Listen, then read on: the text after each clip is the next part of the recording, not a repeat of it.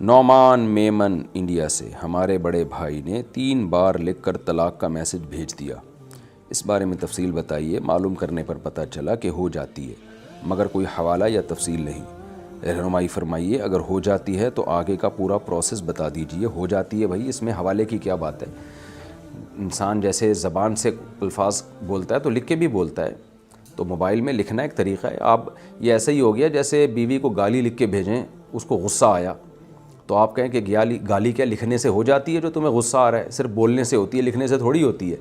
تو وہ بھی جواب میں ایک اس سے بڑی گالی لکھ کے بھیج دے گی آپ کو پھر، اور کہے گی ٹھیک ہے، جب آپ کے لکھنے سے گالی نہیں ہو رہی تو میرے لکھنے سے گالی کیوں ہوگی؟ تو دنیا میں جتنے بھی ایگریمنٹ زبان سے ہوتے ہیں، ریٹن بھی ہوتے ہیں، تو شریعت میں بھی ایسے ہی ہے، جب زبان سے ہوگی تو لکھ کے بھی ہوگی۔ تو اگر 3 دفعہ لکھ دی ہے تو 3 طلاقیں ہو گئی ہیں۔ اب اس کا پروسیس یہی ہے کہ بیوی حرام ہو گئی ہے، آپ کے بھائی کی جو وائف ہیں وہ ان پر حرام ہو گئی ہے، اور اب جب تک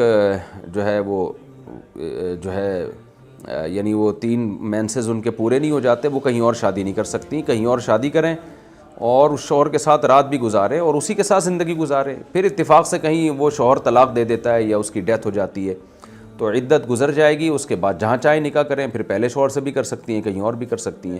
باقاعدہ ایگریمنٹ کر کے حلالہ کرنا 3 طلاقوں کے بعد، اس شرط کے ساتھ ایگریمنٹ ہو کہ بھئی آپ مجھ سے شادی کرو اور ہم بستری کے بعد مجھے طلاق دے دینا، تو یہ میاں بیوی میں اگر ایسا معاہدہ ہو جائے تو یہ حلالہ ناجائز ہے۔ حلالہ تو پھر بھی ہو جائے گا، اس لیے کہ قرآن نے جو پروسیس بیان کیا ہے کہ 3 طلاقوں کے بعد عورت اپنے شوہر کے پاس جب تک نہیں جا سکتی جب تک کسی اور مرد سے نکاح نہ کر لے۔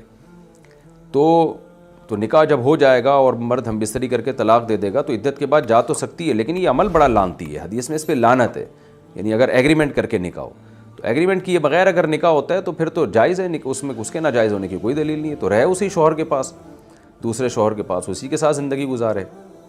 اور اگر وہ طلاق دے دیتا ہے یا یہ طلاق مانگ لیتی ہے کسی بیس پہ اور وہ چھوڑ دیتا ہے اس کو، تو جہاں چاہے نکاح کرے عدت کے بعد، پہلے والے سے بھی کہیں اور بھی، جیسے کہ کئی بار اس کی تفصیل بیان کی جا چکی ہے۔ لیکن ابھی جو آپ کا سوال ہے وہ یہی ہے کہ 3 دفعہ میسج پہ لکھنے سے طلاق ہوتی ہے کہ نہیں ہوتی، تو اس کا جواب یہ ہے کہ ہو جاتی ہے۔ 3 طلاقیں ہو گئی کیونکہ 3 لکھی ہیں۔